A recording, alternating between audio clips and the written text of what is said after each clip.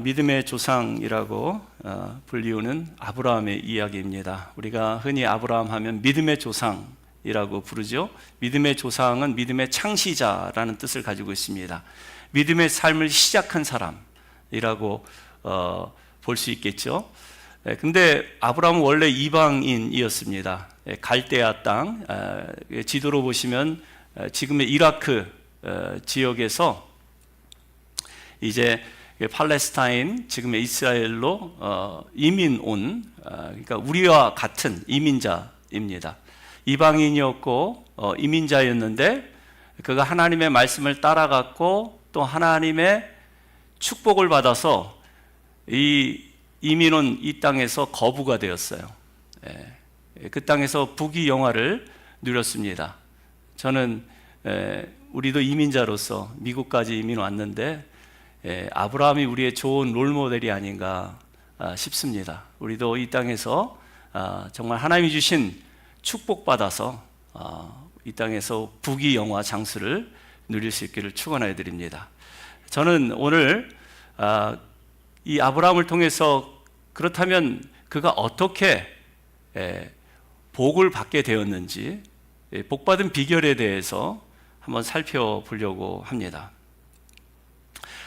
아브라함에게 어느 날 하나님의 음성이 들려옵니다. 오늘 본문의 1절과 2절 말씀이죠. 하나님께서 아브라함에게 내가 명령한 땅으로 가라, 그렇게 명령하시고, 그리고 두 가지를 약속하셨어요. 하나님의 그 약속에는 두 가지 복이 있는데, 하나는 땅의 복입니다. 또 하나는 복 자체, 내가 너로 복이 되게 하리라, 복이 될지라, 그렇게 말씀하셨어요. 여기서 이 땅은 땅 부자, 부동산 많이 소유한 땅 부자 되게 해주겠다라는 말씀이 아니죠. 그냥 땅이 아니라 하나님이 다스리는 영역, 곧 천국을 상징합니다. 천국을 너에게 주겠다라는 거, 혹은 아담이 죄로 인해서 잃어버린, 상실해버린 에덴을 회복시켜 주겠다라는 그런 뜻을 가지고 있어요. 복은 그냥 세상 복이 아니죠. 점쟁이들이 말하는 그런 재물복이나 건강이나 장수복, 이런 것보다는 복의 근원을 두고 얘기하는 거예요. 그래서 3절에 보면 너를 축복하는 자 내가 축복하겠고 너를 저주하는 자 내가 저주하겠다. 너로 말미암아 땅의 모든 족속이 복을 얻을 것이니라. 그러니까 너 자체가 복덩이가 될 것이다라는 거예요. 이러한 약속을 분명하게 받았는데 아브라함 입장에서는 이게 쉬운 결정이 아닙니다. 정든 고향, 또 사랑하는 일가 친척, 편안한 아버지 집, 이런 것들을 당장 떠나는 것이 쉽지 않습니다. 더군다나 하나님께서 가라 하신 이 땅은 한 번도 가보지 않은 땅이에요. 미지의 땅입니다. 이때 아브라함의 나이가 75세라고 했습니다. 근데 사람이 나이가 들면 들수록 안주하려고 하는 경향이 있잖아요.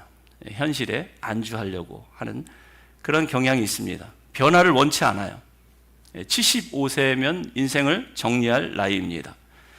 가족이 함께 이민 간다 해도 75세 나이면 정든 집, 고향을 떠나지 않으려고 해요. 그래서 자식들 다 떠나보내고 고향에 홀로 남아서 독거하는 노인들이 적지 않습니다. 그러나 오늘 본문의 아브라함은 하나님의 말씀에 순종했어요. 하나님의 말씀을 따라갔습니다. 4절 5절에 보면 이에 아브라함이 여호와의 말씀을 따라갔고 그리고 롯도 그와 함께 갔으며, 그렇게 자신뿐만 아니라 롯의 식솔까지 이끌고 미지의 땅, 가나안 땅으로 갔다, 그렇게 기록이 되어 있는데요. 또 그가 하란에서 모은 모든 소유와 얻은 사람들까지 다 데리고 그리고 가지고 마침내 가나안 땅에 들어갔더라. 어떻게 보면 불가능한 순종이자 무모한 도전처럼 보입니다. 하란 땅에서 얻은 소유와 또 사람이 많았다, 종들이 많았다, 그 얘기는 이미 하란 땅에서 그는 거부가 되었다라는 거예요. 먹고 살기 좋은 형편이었는데 미지의 땅, 불가능한 그런 도전을 시작했다라는 것입니다. 그래서 여러분, 우리가 믿음의 삶을 시작할 때 중요한 원칙 중에 하나는 그럼에도 불구하고 순종하는 것입니다. 한번 따라해 보시기 바랍니다. 그럼에도 불구하고 순종하자. 꼭 기억할 수 있기를 바랍니다. 히브리서 기자는 믿음의 명예의 전당이라고 할 수 있는 히브리서 11장, 거기서 아브라함을 소개할 때 이렇게 적어놓고 있어요. 믿음으로 아브라함은 부르심을 받았을 때 순종하여 장래의 유업으로 받을 땅에 나아갈새 갈 바를 알지 못하고 나아갔으며, 갈 바를 알지 못하고 나아갔으며, 이게 바로 그러므로 불구하고 순종입니다. 아브라함은 어디로 가야 할지, 어떻게 가야 할지 갈 바를 알지 못했지만 그럼에도 불구하고 주님 말씀하시니 내가 가겠습니다. 순종한 거예요. 이게 믿음입니다. 여러분, 갈라디아서 2장 20절에 보면은 우리가 잘 아는 고백이 있죠. 내가 그리스도와 함께 십자가에 못 박혔나니. 여러분, 사람이 십자가에 못 박히면 어떻게 돼요? 죽어요. 죽어야 마땅해요. 그럼에도 불구하고 살아있는 거예요. 왜요? 나는 죽어 마땅한데 예수의 생명이, 예수의 부활이 내 안에 있기 때문에 그럼에도 불구하고 살아난 거예요. 그러니까 그런즉 이제는 내가 사는 것이 아니요 오직 내 안에 그리스도께서 사시는 것이라. 이제 내가 육체 가운데 사는 것은 나를 사랑하사 나를 위하여 자기 자신을 버리신 하나님의 아들을 믿는 믿음 안에서 사는 것이라. 여러분, 그럼에도 불구하고 순종이란 바로 이런 것입니다. 나는 죽었어요. 죽어 마땅해요. 그런데 예수님께서 내 삶에 들어오셔서 죽어 마땅한 나를 십자가로 살려주셨어요. 그러므로 나는 순종하는 거예요.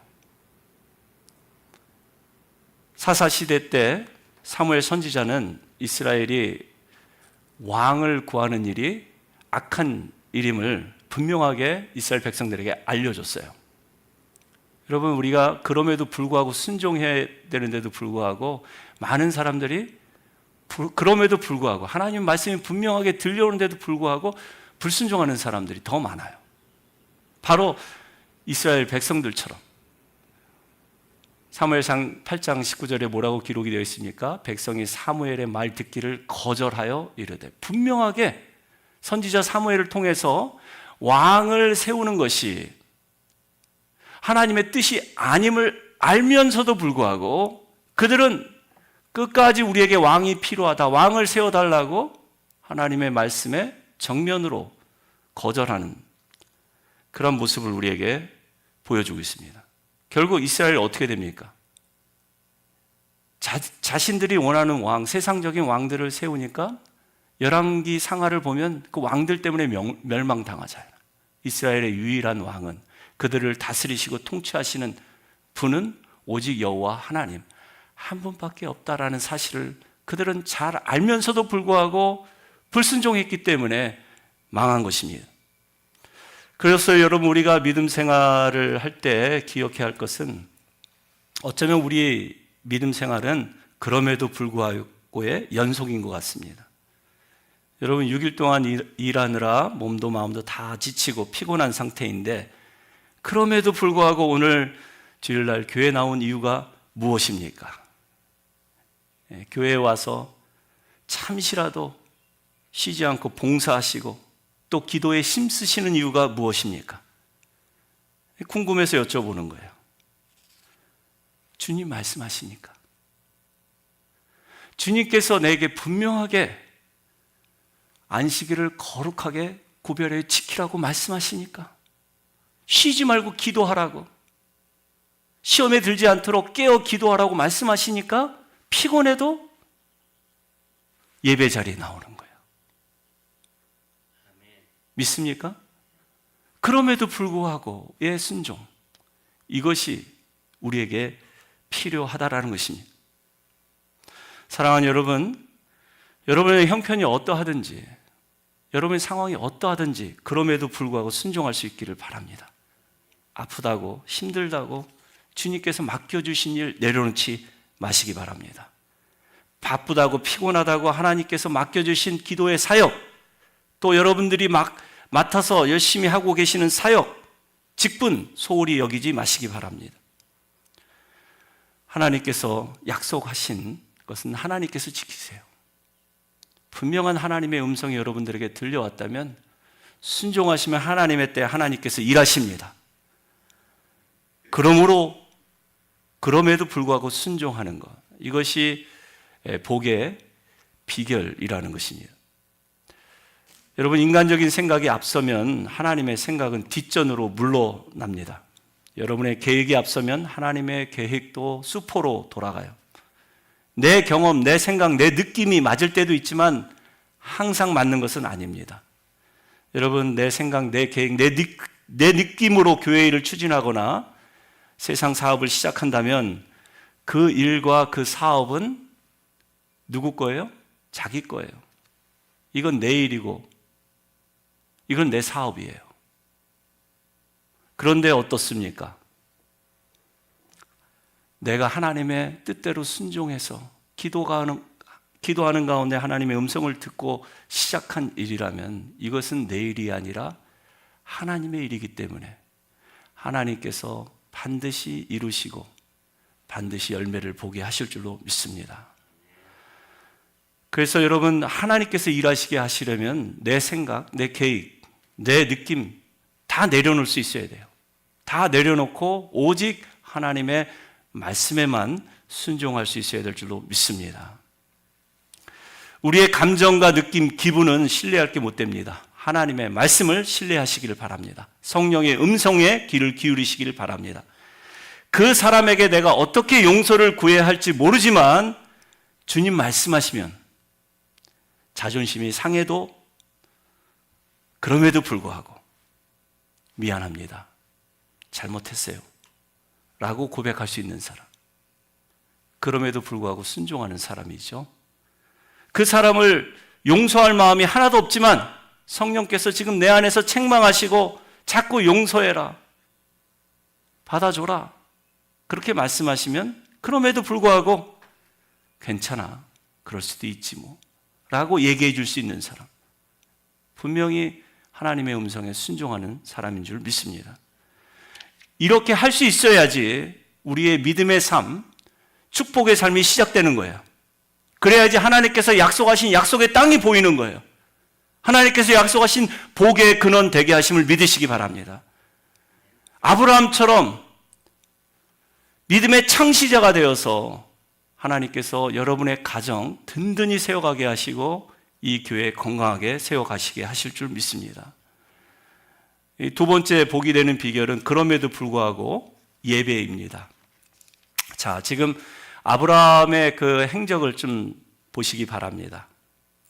아브라함이 지금 세겜 땅 상수리 나무에 도착하죠. 그리고 거기서 무엇을 합니까? 그곳에서 제단을 쌓아요. 처음 12장 1절에 분명한 하나님의 음성을 듣고 순종해서 가나안 땅으로 왔는데 가나안 땅에 세겜이란 동네에 상수리 나무 아래에서 여기서는 어떻게 해요? 여호와 하나님을 만납니다. 어떻게 해요? 제단을 쌓음으로. 제단을 쌓는다라는 것은 하나님께 예배를 드렸다라는 거예요. 아브라함의 삶을 우리가 추적해 보면 아브라함은 분명하게 하나님을 예배했던 사람입니다. 그 예배가 삶의 패턴으로 자리 잡은 사람이에요. 어디를 가거나 무슨 일을 당하거나 항상 예배의 자리로 나와왔던 사람이에요.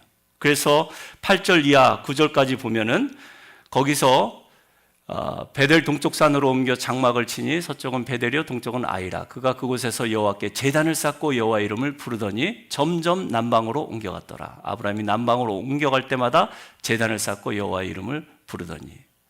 자, 옮겨갈 때마다 이곳에서 저곳으로 이주할 때마다 그가 한결같이 한 일은 뭐예요?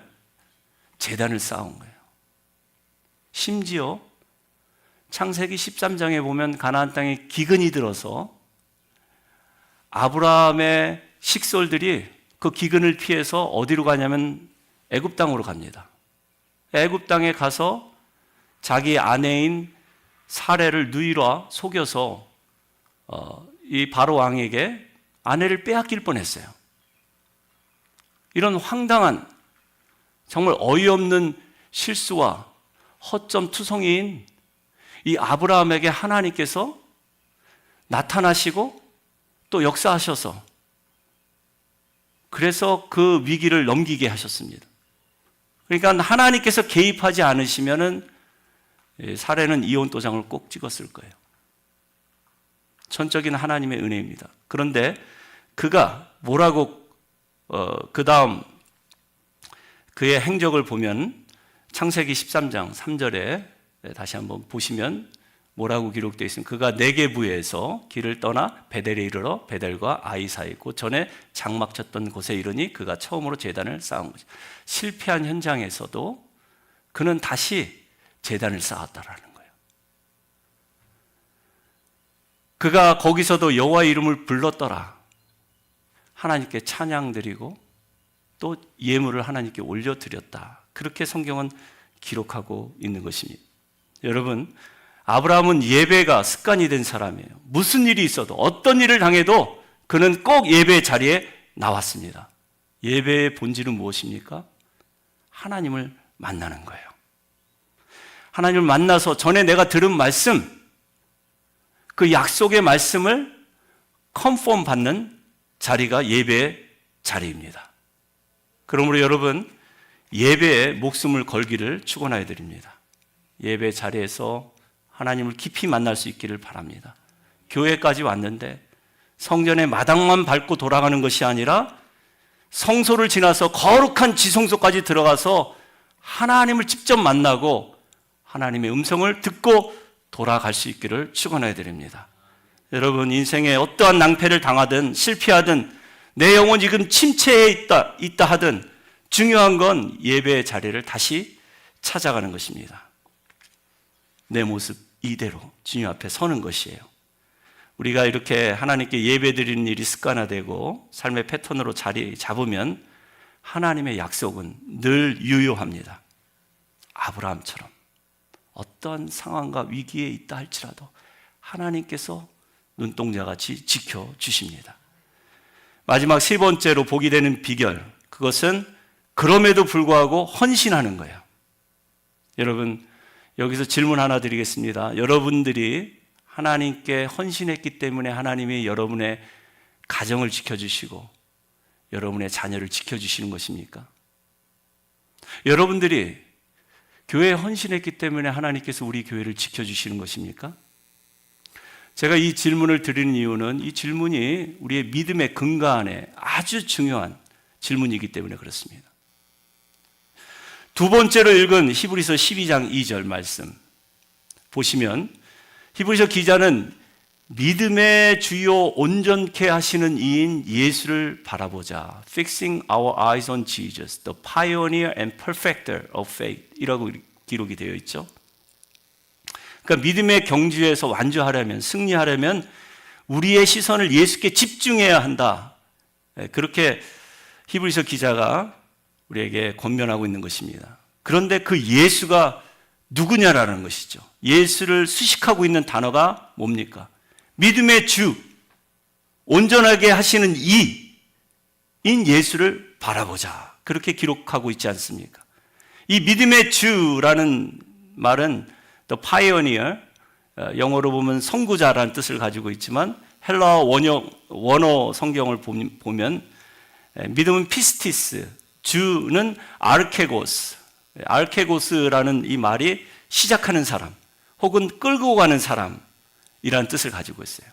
아르케고스, 믿음의 주, 우리의 믿음을 시작한 분, 우리의 믿음을 끌고 가시는 분, 그 예수를 바라보자. 그렇게 우리에게 말씀하고 있는 거예요. 여러분, 이 알케고스라는 말이 우리에게는 생소한 헬라어, 외국어처럼 들리지만 당시의 초대 크리스찬, 특별히 핍박 가운데 있는 기독교인들은요, 다 알고 있는 단어였었어요. 이 알케고스가 바로 예수님이란 사실을 다 알고 있었어요. 이 알케고스란 뜻은 항해하던 배가 크고 거센 파도를 만나서 육지에 정박해야 되는데 정박할 수가 없으니까 배 안에서 수영을 가장 잘하는 사람이 밧줄에 자기 몸을 메고 바다에 자기 몸을 던지는 것입니다. 그래서 헤엄쳐 가서 육지에 도착해서 큰 돌이나 나무에다가 배가 정박할 수 있도록 그 밧줄을 묶는 사람이에요. 그리고 그것을 잡아 당기는 사람입니다. 이게 알케고스라는 뜻을 가지고 있어요. 여러분, 이 밧줄을 몸에 메고 또 바닷물에 뛰어든 사람, 구조를 시작한 사람, 그리고 끝까지 끌어당기는 사람, 이 사람 때문에 배 안에 있는 사람이 안전하게 구조되어서 육지에 도착할 수가 있는 거예요. 월가의 유명한 이 한국인 빌황이라는 분, 아마 여러분들이 아실 것 같아요. 이분은 성결교 교단의 목회자의 아들입니다. 그리고 뉴욕에 목회하시는 성결교 그 교단에 또 심우하시는 장로님이시기도 해요. 이분은 그 아버지가 목사님이시고 또 어머니가 선교사님이세요. 그러니까 어려서부터 얼마나 신앙교육을 잘 받고 자랐겠어요. 공부도 잘해서 서부의 아이비리그를 할 수 있는 UCLA를 수석으로 졸업하신 분이고 또 월가에 진출해서 정말 월가의 큰 손이라고 불리는 그런 인물입니다. 자기 교회가 속해 있는 한국의 성결교단의 신학교에도 20억 원을 기부해서 화제의 인물이 되기도 했습니다. 굉장히 믿음 좋으신 장로님이시고 월가의 큰 손, 그리고 많은 교회와 또 신학교에서 세미나 강의나 또 간증 집회로 또 유명한 그런 분이시기도 합니다. 그런데 지금은 현재 뉴욕 검찰에 의해서 경제사범으로 기소된 상태입니다. 그가 여러 가지 혐의로 인해서 이제 월가라든지 혹은 스위스의 많은 은행들에게 막대한 피해를 입힌 장본인이다. 그렇게 이를 적시하고 그가 피해 입힌 금액이 100억 달러, 하나로 하면은 약 13조억 원쯤 된다고 해요. 이 FBI나 뉴욕 검찰이 이를 경제사범으로 지목한 이유는 그가 이 월가에 그 많은 세계적인 은행들이 있고 스위스의 그 은행들이 거의 파산 지경이 될 때까지 많은 사기 행각을 해왔다고. 그래서 유죄가 확정되면은 최대 20년형에 처해질 수 있다고 합니다. 제가 왜 이분의 이야기를 하냐면 이분이 세운 회사 이름이 알케고스예요. 알케고스 캐피탈 매니지먼트. 월가의 큰 손이라 불리는 아시아의 리틀 타이거라고 불리는 이분이 하나님께 헌신하고 그리고 목회자의 아들로서 공부 열심히 해서 월가에 진출해서 번 돈으로 선교를 하겠다고 일찍이 헌신했던 분이에요. 그런데 그가 돈을 벌어야 하는 목적이 오직 선교라고 얘기했는데 그리고 그 하나님 행하신 일들을 간증하고 또 세미나를 통해서 사람들에게 도전을 주고 했는데 끝까지 헌신하지는 못했어요. 방법은 하나님의 방법이 아니었습니다. 세상적인 방법이었고 세상적인 술수였어요. 이렇게 인간은 연약합니다. 우리가 하나님께 헌신했다 할지라도 우리가 연약해서 실수할 수 있고 얼마든지 실패할 수도 있어요. 그래서 우리는 우리의 믿음을 시작하신 분, 창시자, 알케고스, 진정한 알케고스이신 예수님을 바라봐야 돼요. 우리의 믿음을 끝까지 이끌어 주시고 끌고 가시는 분이 예수님이심을 잊지 말아야 합니다. 그러니까 우리가 헌신했기 때문에 하나님이 우리를 축복해 주시는 게 아니라는 거예요. 우리가 헌신했기 때문에 하나님께서 우리의 가정을 지켜주시고 이 교회를 지켜주시는 것이 아니라는 것입니다. 우리 예수님께서 먼저 은혜를 베푸시고 지금도 우리를 은혜로 끌고 가고 계심을 한시도 잊지 말아야 한다는 것입니다. 그래서 여러분, 저와 여러분이 전에 어떤 사람들이었는가 늘 기억해야 합니다. 우리가 어떤 사람들이었나요? 죄로 말미암아 죽을 수밖에 없었던 사람들 아니에요? 하나님과 원수 같은 그런 사람이었는데 예수님께서 십자가로 화목을 이루사 우리를 하나님의 자녀되게 하셨습니다. 하나님과 평화로운 관계를 가질 수 있도록 예수님께서 헌신하셨어요. 그래서 요한복음 8장 44절에 보면 너희는 너희 아비 마귀에게서 났으니 너희 아비의 욕심대로 너희도 행하고자 하느니라. 우리가 구원받았지만, 우리가 하나님의 자녀로 일컬음 받았지만 우리 마음의 욕심은 여전히 너희 아비 마귀의 욕심을 가지고 너희 뜻대로 행하려고 하는 그 죄성이 있다라는 거예요. 그런데 하나님의 아들께서 몸에 밧줄을 메고 바다 위에 자기 몸을 던지셨어요. 우리를 구조하기 위해서. 거친 파도를 뚫고 풍랑을 헤쳐서 육지에 밧줄을 메고 또 끌어당겼기 때문에 저와 여러분이 지금 하나님의 자녀로서 온전한 관계를 가지고 하나님의 축복을 받아 누릴 수 있음을 기억할 수 있기를 바랍니다. 그게 믿음의 주, 우리를 구원하신 분, 우리 생명의 창시자 예수, 그런 뜻을 가지고 있는 거예요. 히브리서 기자는 또한 믿음의 주뿐만 아니라 온전케 하시는 이인 예수를 바라보자. 여기 기록되어 있는 단어도 perfecter, 영어로 그렇게 기록되어 있지만 텔레오테스라는 이 헬라어 말로 기록되어 있는데 이것은 뭐냐면 마무리하시는 분, 끝내주는 사람, 그런 뜻을 가지고 있습니다. 그렇습니다. 우리 예수님은 우리의 믿음의 완성자입니다. 우리의 믿음을 완성시켜 주시는 분이세요.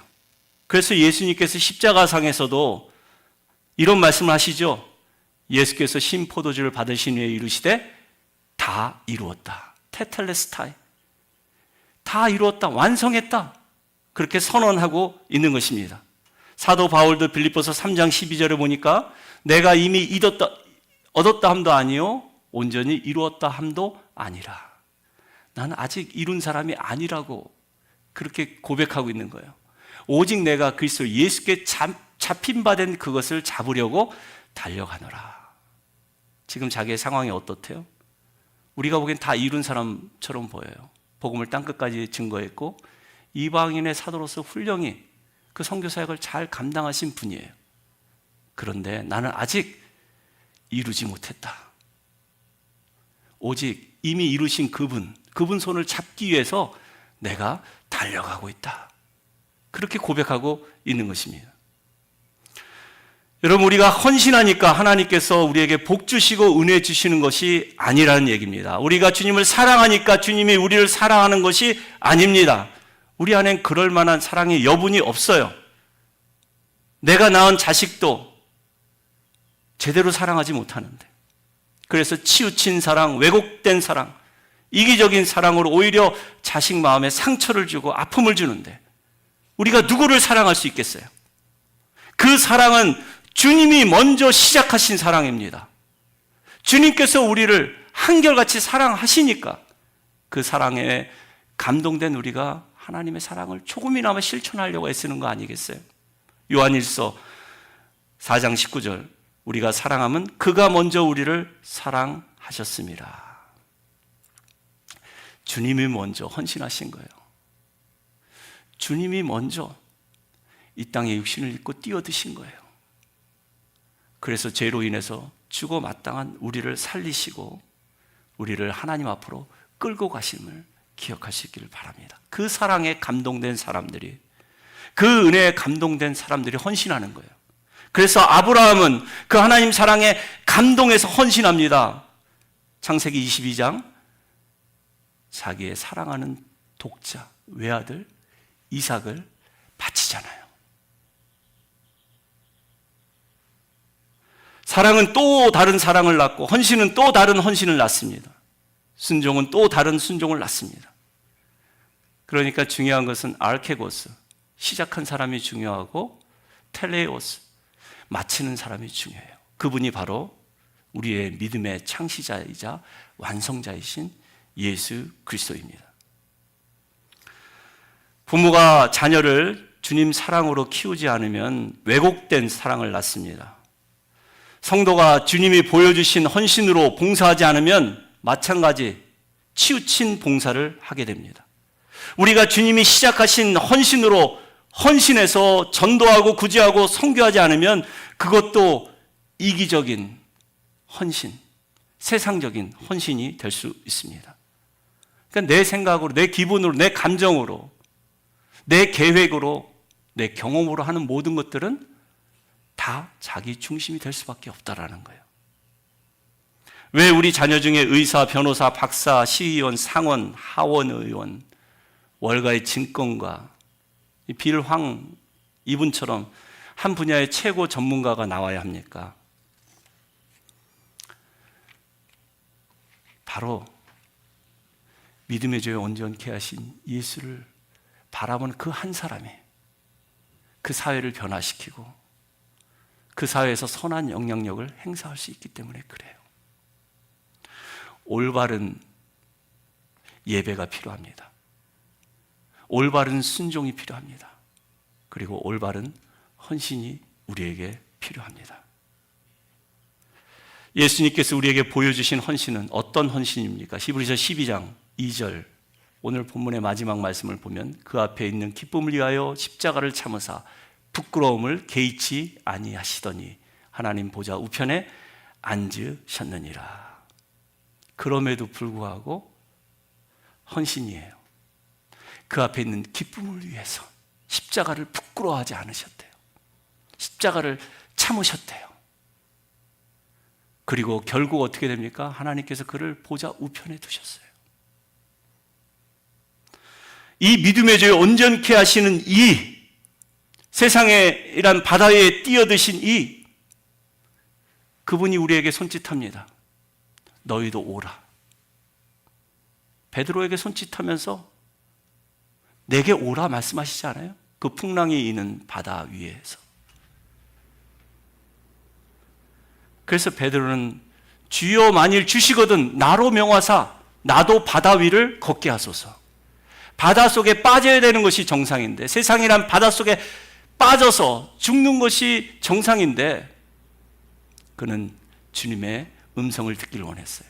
주여 만일 주시거든 나로 명하사. 주님 말씀하시면 내가 순종하겠다라는 거예요. 그 순종이 기적을 일으킨 것입니다.